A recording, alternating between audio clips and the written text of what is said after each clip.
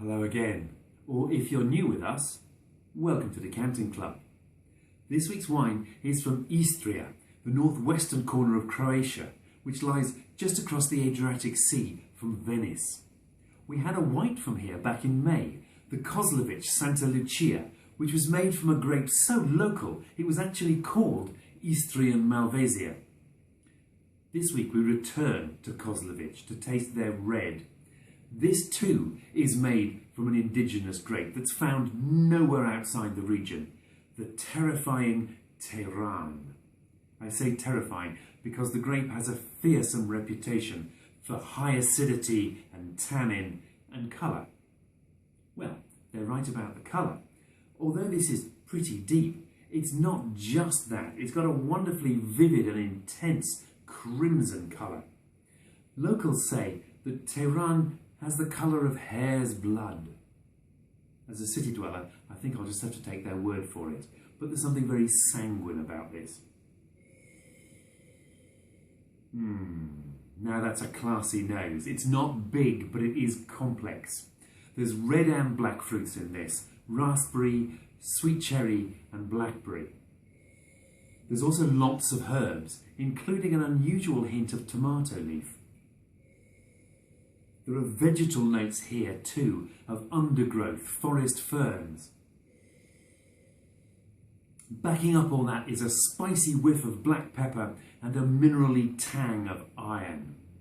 Ah, must be the hare's blood.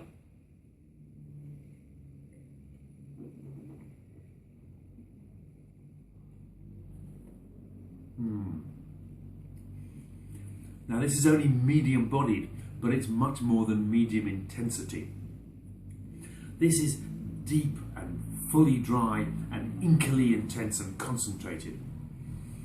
The acidity is high, it's very juicy and crisp, but this is fully ripe, and I can tell by the way the red fruits from the nose have turned black. This tastes of black currants and sour black cherries.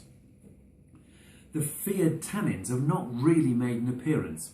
They're here providing some structure, but they're smooth, they're not astringent or drying, and they're rather dominated by the acidity, especially on the finish, which is juicy and mouth-watering.